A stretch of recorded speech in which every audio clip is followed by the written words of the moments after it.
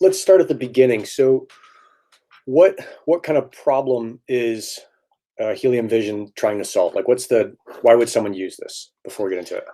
Sure. Yeah. So really, I think the best use case is for helium network planning at this point. I'm certainly evolving the product to start to have an appeal for the other side of the equation. So companies that would be interested in actually utilizing the network and implementing sensors and hardware. And I'll kind of touch on that as well. It's not public yet, but it should be live soon. And there's already some other folks testing the functionality. So I'm confident it should be out within the next week or so. Cool. But in the current state, I would say the primary use case is for somebody who's wanting to deploy hotspots and they need to plan. Hey, I don't have my hotspots yet, or I do have hotspots, but I want to look at what would happen if I move them. Am I going to get better coverage if I place it over here? And there's of course lots of things relative to helium specifically that get outside of the RF world, like reward scale and the hex grids that people are trying to utilize when they're planning. And so my goal with HeliumVision has always been to pull in as many tools that people were having to go multiple places for that planning.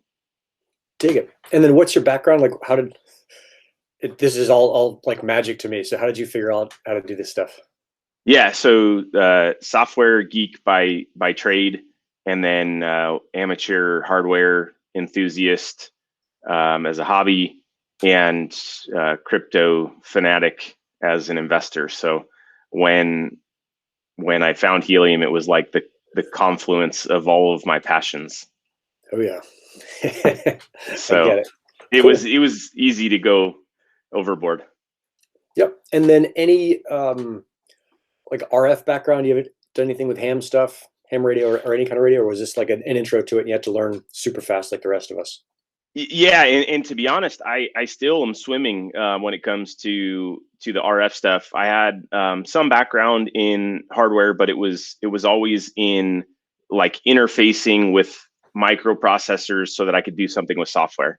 I hadn't really got into trying to optimize radios or anything like that, and so the tools that are recently implemented and deployed in HeliumVision is the cloud RF integration, but that is 100% the cloud RF model, right? I'm just exposing access to it within HeliumVision.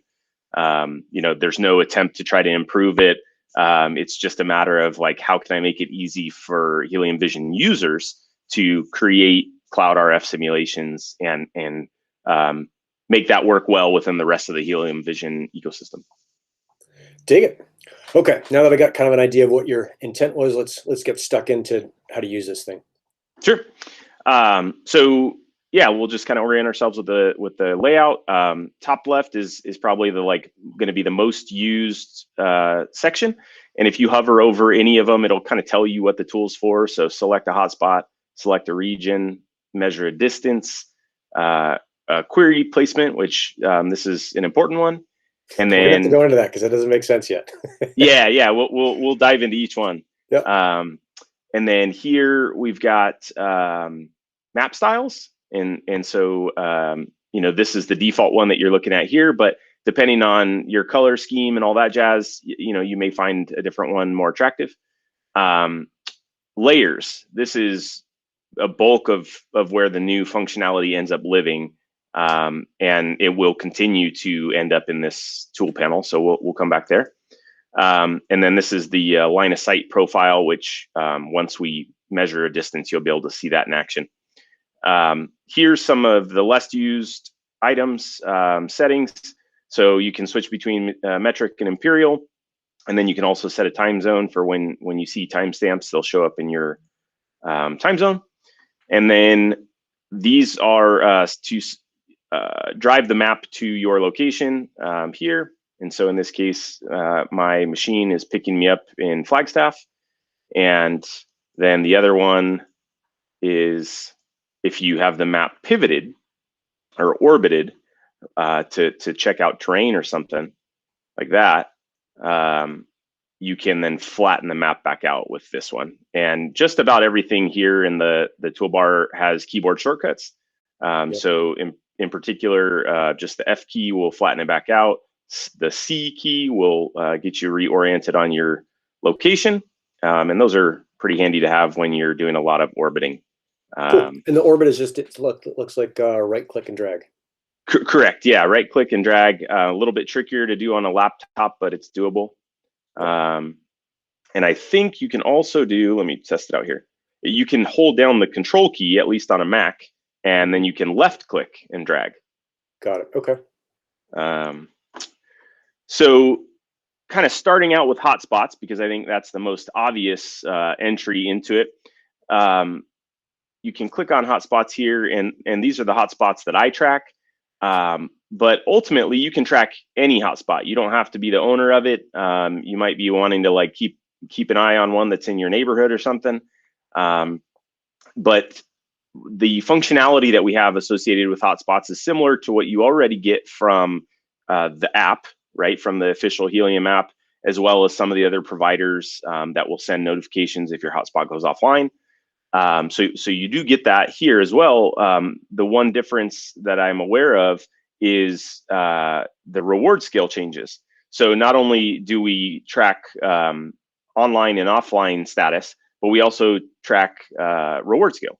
So then if your reward scale changes due to somebody else placing a hotspot within the proximity of yours, you'll receive a notification saying, hey, your reward scale was this value, and now this is the new value. And is there like a historical graph over time so you can see that it's going up or down? Or is it just you're seeing what you're seeing? At this point, it's just real-time notifications, nothing that shows you historical changes. Okay. I'm gonna see if I gotta figure out, I'll just close Discord for a second. There we go. So that's kind of the initial use case there was tracking hotspots. So now if we come in here and we'll just grab a hotspot that I'm not already tracking.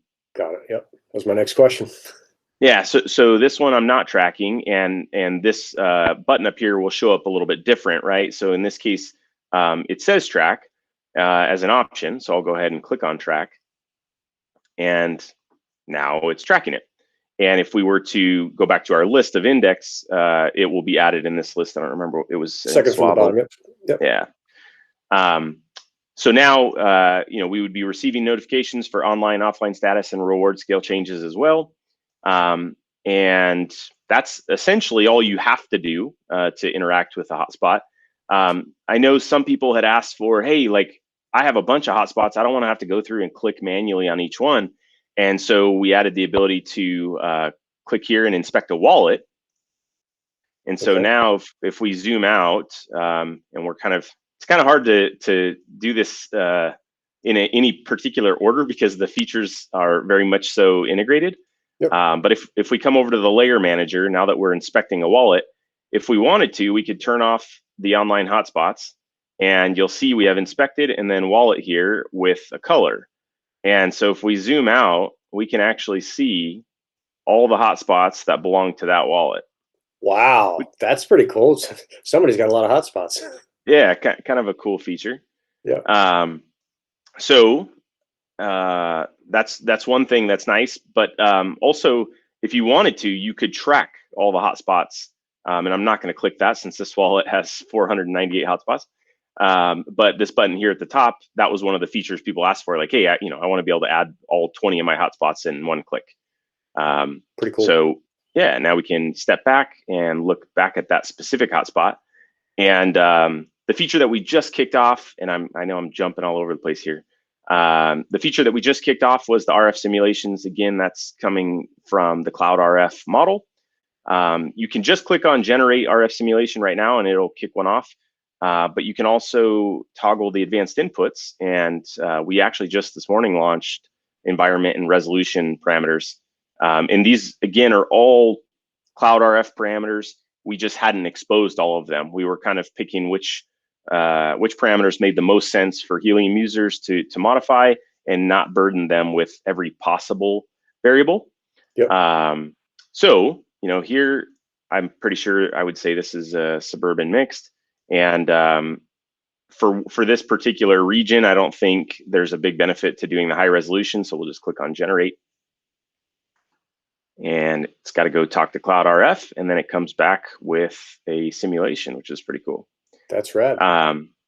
And you know, in 2D, it's pretty neat, but when you pivot to 3D, you really like get the power of this simulation.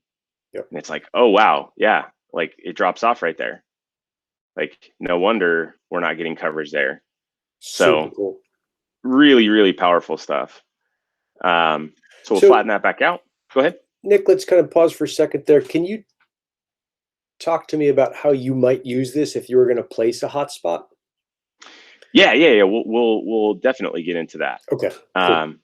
So one thing I'll note here, since I ran a simulation on this hotspot, if I navigate away, it disappeared. And if we go to our layer manager, we can then enable our tracked hotspots, right? And again, since we just added this one to our tracking, now it showed up. And if we zoom out, we can see here's all the ones that we're tracking, the purple ones. Very cool. And now if I re-inspect this, because we've already done an RF simulation, it will already be there. We don't have to rerun that simulation. And for the simulations, do you end up kind of paying per simulation? I'm sure that may change over time, but right now, is it? No, it's all in. Yeah, so for the items that you track, like hotspots, regions, placements, and devices, those are always like a real-time threshold. So if the plan that you've subscribed to includes 25 hotspots, it doesn't matter when, you can only ever have up to 25. And then if you want to add more, you either have to delete some of the ones that you had, or you upgrade your plan, one of the two. With API calls and RF simulations, those have a monthly quota and they run on the calendar month. And so, you know, if you happen to subscribe at the tail end of the month, you get the benefit of getting the entire quota, even though it's only, you know, a handful of days left in the month or something like that. You know, it's not, the quota isn't prorated based on your join date. Okay. And so each plan has its own thresholds, and you can actually see them. So if we close out of that and open up the drop-down menu, here you can see the plan that I'm subscribed to, and then here's the real-time quotas, right, or thresholds, and then here's the monthly thresholds that reset at the beginning of each calendar month. Super cool, dude. It's funny watching you do this. There's been a couple things where I started to have a question, then I looked, I'm like, oh no, he already thought of that. So nice. Yeah, thank you. I really enjoy it, and I am really pleased with the feedback that I've gotten so far. You know, everybody's been pretty complimentary, so I appreciate that. Yeah, take it. So we'll kind of go in order here from left to right with hotspots, regions, placements, and depending on time, maybe I'll touch on devices at the end. Sure. So regions are kind of the ability to just keep an eye on an area, right? So it's like, hey, I want to build out the network in this particular area, and I want to know when hotspots are being added or removed, right? So it's not really relevant to your specific placements, but it's just a region, hence the, like more name for region. strategic thinkers. Okay, cool. Yeah. So similar to how we had the ability to turn on tracked hotspots, you know, you can see I already have some tracked regions here. So if I toggle off our hotspots, now I could toggle on, and I could have them on at the same time for that matter. But let's turn on regions, and you can see here I'm kind of keeping an eye on 4 different regions here in my local area. And if I zoom out, I think I've got one over in Seattle as well, right? And did you build those regions, or do those come kind of pre-built to zip code or something like that? No. They're 100% customizable. They do have a limit on how large of a area you can watch. But yeah, we come over here to our select region tool in the top left. Yep. And for simplicity, we'll turn off our tracked regions for right now.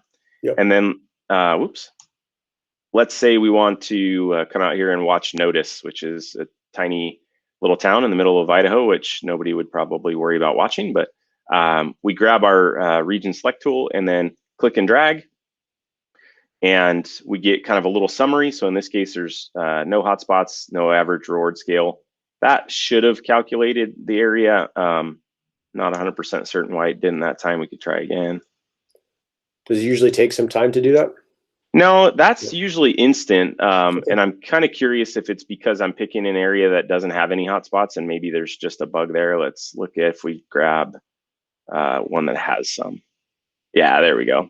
So we've got 30 kilometers squared and there's total of 5 hotspots. Looks like it's showing there's 4 in the area, 4 within the region, but I'm only, oh, here it is. Got it. There's nice. there's the 4th one. And then if we turned on offline hotspots, it looks like there's our 5th one. Super cool. And then okay, so one thing I'm kind of taking away is that this is a pretty like deep tool as far as being able to use. Like it's not a one-click, you know, everything you want. Like this is for people who want to go deep into the information and they have maybe some specific requests that are not served by a tool that just is like one and done. Yeah, I mean, certainly. Cool. Okay.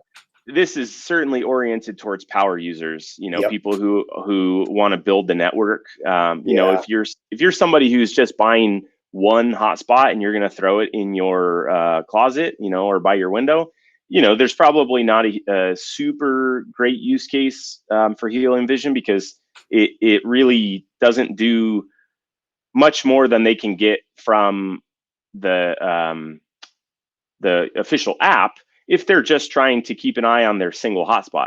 But, you know, anybody who's trying to drop 25 hotspots, this is a very powerful tool. Yeah. Okay.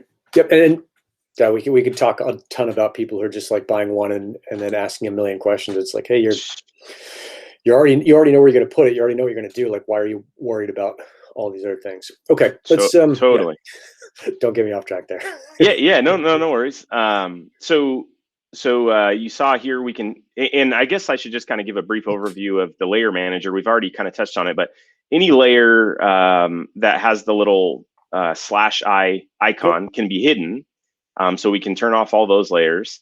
And then in this case, because these are inspected layers, you can't turn them off because that would kind of be counterintuitive, right? If you're inspecting the element, you want to see it.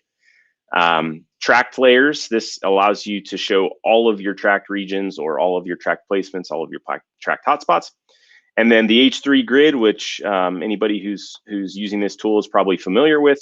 Once you have a hotspot or a placement query dropped, you can then enable the resolution that you're looking for, and the H3 grid will show up overlaid over the area that you have focused. And we'll do that once we get there.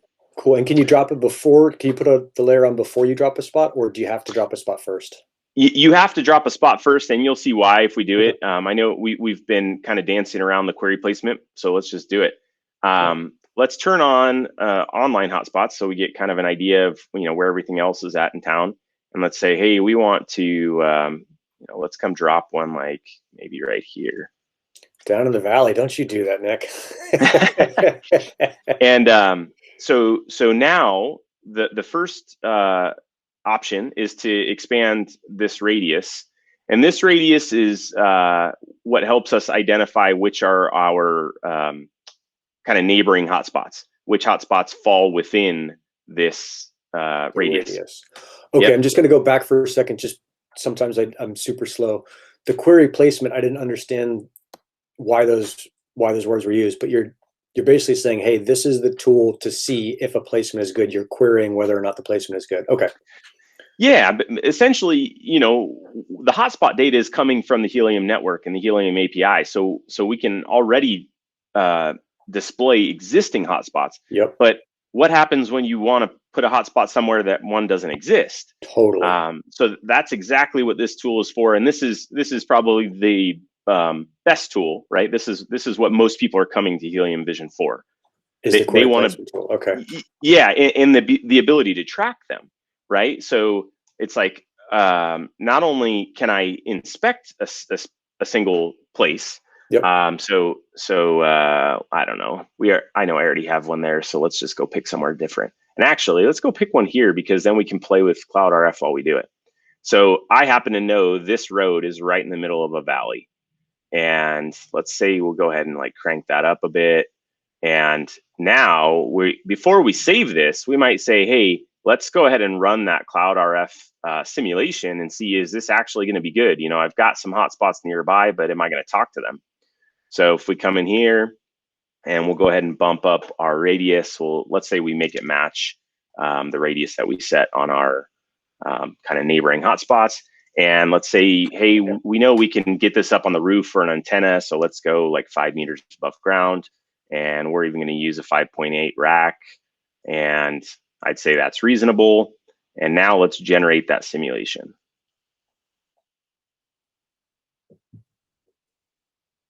And we'd be like, oh shit, I can't see any of those hotspots, right? Yep. So, you know, this is kind of like the perfect use case for this. Like, hey, I know my cousin lives here. Can I put one at their house? Well, sure you could, but it would be a terrible idea. At least from an earning perspective, right? From a witnessing perspective, nobody's going to witness you. And I suppose, yeah, there's nobody even out here to the south. So I would say that nobody's likely to witness you in that circumstance. Maybe this guy right here, but anyways, so we'll just for a second pretend that we did want to save this because we thought it was going to be a good location, or maybe we were going to build out some of the other neighboring areas. So, sure. Yep, and just up here, we click on track, and then we give it a name. So we'll say Bogus Basin Road, and we can put in some notes, you know, cousin's house. And if we wanted to plug in an address, we could, and then we save. Cool. Now, while that's working, is there a way to kind of reverse this and say, look for areas in the US that are within that have a 6-kilometer radius, that have X number of hotspots, and those hotspots have reward scaling of, you know, 0.9 or better, and then show me all those areas? Is there a way to kind of reverse this and find ripping placements? Well, not exactly what you just asked for, but I'm glad that you asked that question, because now I can show off one of the other recent features. None of this is scripted, folks. We're just going through this. So, well, it doesn't do nearly what you have asked, but still interesting nonetheless. So up here, this average reward scale, and let's pick a different color just because that way we get it slightly different than the online hotspots. It's probably not different enough. Let's try that blue. Okay, and then for a second, we'll turn off our online hotspots, and then now let's turn on our average reward scale. And voila, here in Boise, it's not all that interesting, but let's hop over to like San Francisco, because it's very interesting over there. So San Franciscans, that peninsula, what a problem. When we zoom in, we can actually get the numbers, right? And so what it's doing is it's calculating the average reward scale for all hotspots that fall within that H3 grid resolution 8. Okay. Can you change that res, or it's stuck on 8 for now? That one's static for now, and I literally just launched this earlier this week, and I haven't had any kind of feedback on it yet. So certainly that might change over time, but right now it's set at resolution 8. This is radical, dude. Super cool. Okay.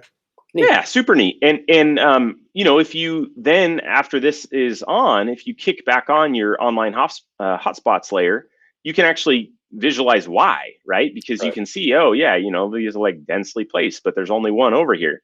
And I was showing this to somebody the other day, and they're like, well, why is there missing ones? Well, because there's no hotspots there. And if you come and you pivot, you might find out why there's no hotspots there, right? Because like this one in particular is a mountain. Might be hard to get there. In this case, there's plenty of buildings there, so that might not be the case for that particular one. But you know, this one might be hard to get to. So, dig it. So, I'm just thinking about how I would use this. Is I turn on this layer, look for the holes, and then quickly kind of check each hole and think, you know, to whether or not is that going to be good? Because all of those holes are basically going to be 1.0s, unless, you know, it's in San Francisco or New York, and it's already maxing out the Res 7 or maybe even Res 6.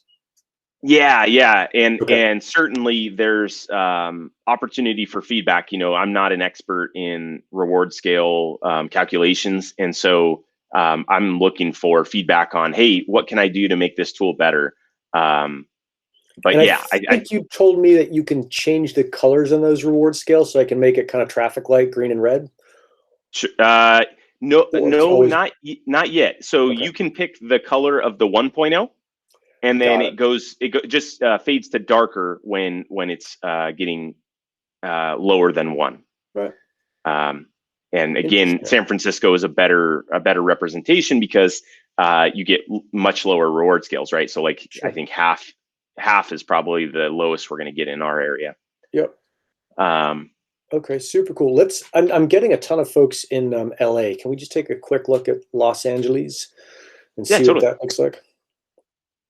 So let's go down to LA. It's like your geography test. Right. And we can turn off our offline and turn on our reward scale. Okay. So Super cool. pretty dense. Seems like pretty good coverage, but you can see like there's pockets where it's like overly populated. Yep. Yep. Like Okay, so right this might be one. Now, does this show? It's not. I guess it's not useful like looking on a national level, but at a regional level, this is really nice because you can see all the holes, and it's like, all right, I'm going to check the topography and maybe drop a pin and check the RF simulation if it looks good after I check topography, and then start looking, as to how I'm going to find a host there that's going to put my stuff up. Absolutely. Yeah. Okay. Yeah. That's a perfect use case. Cool. Very cool. And yeah, I mean, again, unless there's some value in the larger hexes, when you zoom out, I can't see value at this scale, right? You just can't get enough visual representation of it. Yep. Makes sense. Cool. Very cool. Okay, so we touched on regions already. That was pretty straightforward. We also had already saved a placement, and here there's a bunch that we have already tracked. And one of the features that was asked for, which I think makes a lot of sense, is the ability to see all your placements simultaneously. So, my area that I'm focused on is Boise. So if I come over here and I turn on tracked placements, you can see all of our potential placements, right? These are ones that we have, relationships that we are tracking, and as we have hotspots to deploy, these are places that we're looking to deploy them. And so, really, really neat way to visualize kind of your plan to build out your network in your area. Dig it. And then I'm assuming that the placement names that you give them are not public. Correct. Yeah. I mean, you guys are seeing my screen, and this is my personal information. I'm not terribly concerned about it. These are all people that I know. So if you call them, they're probably gonna not be impressed. So tell you to bugger off. Yeah. All right. Good. Yeah. A couple features that are being actively tested, but you can't find publicly yet, but should be coming out soon, is the ability to download a CSV template. And then once you populate that CSV template with your placements, you manually type them in, then you can upload them. And when you do that, you'll be prompted with a mapping tool to say, hey, my column that is name maps to placement name, and my column that's notes maps to placement notes in case the casing or spelling is slightly different. And so that's actively being tested now. And then, some of these companies that I'm working with, they want to upload 300 placements at a time. And so if you do that and then you find, there were some errors, I want to go back and change it, you can delete all your placements and then just re-upload your CSV. Nice. Very cool. Okay, so I'm seeing that this is like really focused on power users. So if you've got one hotspot and you're putting it at grandma's house, or maybe 2 or 3 and you're putting it Bobby's and Jimmy's in your house, like this might not be for you, but if you're going out to crush, this looks essential. Yeah. I mean, it looks like a competitive advantage, so that's pretty cool. All right. I'm certainly orienting the features towards power users, companies that want to do this professionally. And again, I kind of touched on this at the beginning. My goal is to also create some really useful tools for companies that are hoping to implement the network. Right? They want to put sensors on their cargo truck or the scooters, or smart water meters, or smart parking meters. I want to create tools that benefit those users as well. Okay. Cool. So this is kind of query placement, and this is where most of the work in here gets done, because you're just looking for those placements. Yes, and another thing that I'll touch on, again, not quite public release yet, but it will be soon. Somebody who's building a business off of this oftentimes people are having a website and they're saying, hey, if you are interested in hosting one of our hotspots and doing the revenue share model, please, fill out this form, give us your address, and then we will get in touch. Well, we're exposing an API so that people can interact with HeliumVision using their website, and they can have those forms automatically generate a placement via the API. And so here I've got API keys, and I won't click on that because I don't want somebody to go in and snag my API key. But so let me just make sure I understand that. So you're a power user, you've got a website that's like whatever, hostmyhotspots.com or whatever it is. Mm-hmm. And you put basically I'm gonna talk in non-technical terms, so forgive me. You put basically like an embedded form in your site that says, if you want to host with me, check this first or submit here first. And so Jimmy the roofer comes along or whoever and puts in their address, 1313 Mockingbird Lane, Austin, Texas, whatever it is. And that shows both you and the host, or maybe just you, whether or not that placement's going to be worth it. And maybe you could do some calculations to say, okay, I can pay $50 a month for that. Or that's worth $600 a month. Some radio tower company comes along. Yeah.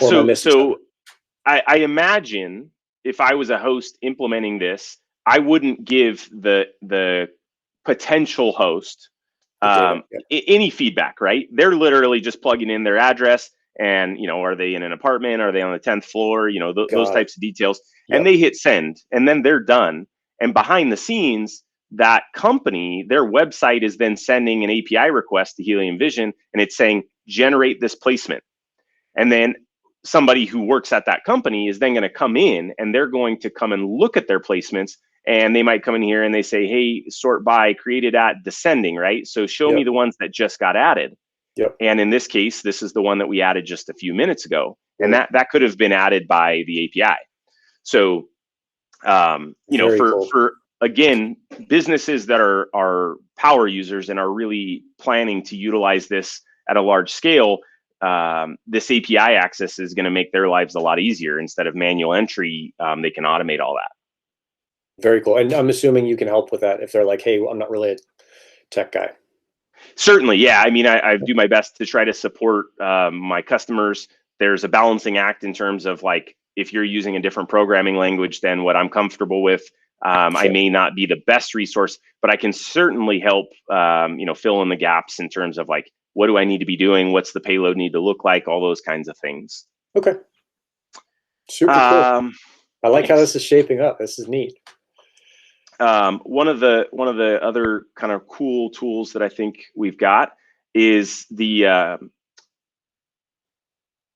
line of sight profile. And so we've already got a hotspot out here, right? And so we might say, hey, I want to know if this will see over here, right? Like, I mean, we happen to already know that this particular location is a little bit hilly.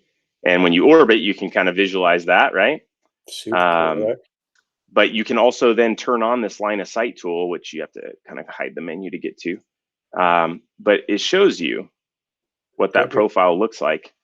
And, it's like, hey, well, maybe if I could move one like right over here, maybe it would be better. And then it's like, well, if you could get it on the top of a building, maybe it'd be even better. Nice. Okay. And the bottom left numbers are just how high that thing is, and probably in meters because you got it set up for metric. Okay, so 842, 840, right? Correct. Meters above sea level. Yep. And cool. In the coming, I would say, weeks, we'll probably be pivoting to the Cloud RF data source. Right now, I'm using Google's Elevation API to generate our profile. But I've been working with Alex over at Cloud RF, and his data set is just fantastic. So we'll be definitely pivoting over to that. I just am not sure quite how soon it's going to happen. But once we do that, the benefit to the tool will be we will have buildings as well. Right now, it's just using ground elevation. Yep. So cool. Definitely looking forward to that. What else? So we talked about. I'm going to feel stupid about it later, but can you talk me through this idea of inspected? Because you'd said something earlier about it being not making sense to not have those things on. But like, what does it mean when it says inspected? Yeah, so anytime that you see this fly out window on the right, that means you're inspecting an object, right? So if we come over here and we click on this hotspot and this window flies out, now we're inspecting 𝗪𝗵𝘁. And if we navigated, you know, remember there's a link to get over to the wallet. If we click on that wallet, now we've inspected that wallet. And if we go to our saved regions and we click on Seattle, now we are inspecting that particular region. Cool. And so you can change the color of the inspected items, but you cannot change the visibility of them, because again, it would be kind of counterintuitive to try to inspect something but then not see it. Yep. And yeah, I love that. Yeah. Super cool. Yeah. And so kind of as you're inspecting things, anytime that you see something that's clickable, generally it's just going to switch which item you're inspecting. And so, you know, if we now click on bouncy mahogany lobster, it'll focus on that hotspot. If we hit back, it takes us back to our region. And go back to Boise. And one of the things that we talked about, but we didn't demonstrate, was our grids, right? So if we come in here and we inspect this one right here, and then now we can turn on, and I already ran a simulation at some point before on that one. We can also hide our simulation. You know, we may not want to look at it right now, but we do want to go ahead and look at our grid, right? So that's where I mentioned you have to have either a hotspot inspected, or you have to have a placement query dropped, and you can use the H3 grid in either scenario. Cool. Which, again, now that we're over here in the foothills, it's just really, really cool to see that H3 grid overlaid with terrain. Oh yeah. Okay. Neat. Pretty powerful. We'll flatten that back out. And we can turn off that layer. One of the cool things that I already touched on, but we'll hop over to a bigger city to really visualize it. In San Francisco, where we've got good building data, if you drop a query placement, and then let's go ahead and do a simulation, and we'll bump that out to, let's say, 3,000 meters. And we'll say we get it a little bit off the ground, 2.3, and we'll say this is urban, and we want high resolution, and generate that. We'll actually be able to see how the buildings are going to impede the signal. Oh, and it looks like it's telling us our cloud RF layer is disabled. So now if we come over here and re-enable that, you can see that we really are getting a lot of interference, right? Yep. And if you zoom in even farther, those buildings start to show up. Very cool. Okay. Yeah, it's rad. Yes, this answers like 90% of the questions on Discord. That's great. Yeah. No, I'm excited for people to get to see this video. You know, I haven't had a chance to do much marketing, so I'm excited that, you know, we've spent the time to do this. Yeah, super cool. Okay, is there anything else that we haven't covered that you're like, oh, this is a total power user useful thing? Not for well, I take that back. Yeah, I suppose so. I kind of touched on devices, and it's probably worthwhile that we just skim over it. Oh, so 𝗪𝗵𝘁, huh? You're on the 𝗪𝗵𝘁 train. All right. Yeah. So I've been fortunate enough to get my hands on a 𝗪𝗪𝘁, and actually HeliumVision is giving one away. So on April 30th, we're gonna randomly select a subscriber and send them a 𝗪𝗪𝘁. Cool. So here I have 3 devices that are connected, and of course they have the associated Helium console integration, right? We've got to get data going through the Helium console and then coming into HeliumVision, and it's very simple to do. And so once we have that, if we have a device that has GPS, so 𝗪𝗪𝘁 does, this RAC 7200 does, of course an air quality sensor does not. So if we click on this, we see our uplinks, and we see the payload data. And in this case, this is the latest state. And for anybody who's so cool, yeah, anybody who's got experience with uplinks knows these don't always come in one packet, right? So this is an aggregation of all of the latest payloads for each respective input. But if we come and look at a specific uplink, in this particular case, we only received temperature and gas resistance. We didn't receive humidity or pressure, right? So this is actually an aggregation of multiple uplinks. But the feature that the feature that a power user would want is if you utilize a device that has GPS, like this RAC 7200, and you open it up, you can create a placement query from the data. So if I'm using a 𝗚𝗏𝗀𝗃 and I went somewhere where I physically want to deploy a hotspot and I triggered a payload, I would have a packet that was sent from the exact spot that I wanted to do that. And I could then click on create placement query, and here we go, right? It's using that uplink to determine where to stick it, including the altitude. And you can do that with any device that has GPS. Okay, and this is kind of goes to the core of what Helium is all about. Is that right now there's just tons and tons of HNT earnings for hotspots witnessing and beaconing, but it's not really being used. And what you're building here is for when it gets used. If you're going to put a sensor in, you want to check that sensor placement just like you check a hotspot placement. Because if you put a sensor in where it can't communicate, then it's worthless. Okay, so this is super useful for actual kind of Helium network users. Yeah, and not only that, but my intention is to continue to develop tools. So, at this point, it's like, okay, I see how I could make sense of it with GPS, right? Hey, it's such a map-oriented product that it makes a lot of sense to be able to throw a pin on here where a device has a GPS coordinate. But it's less obvious where we might utilize the data that's coming out of an air quality sensor. And so over time, as I get more feedback from customers, my intention is to build more valuable tools for the sensors that are not just map oriented, right? Maybe it'll still drop a pin on the map where that sensor is located, and the user would just have to manually input what the lat long would be.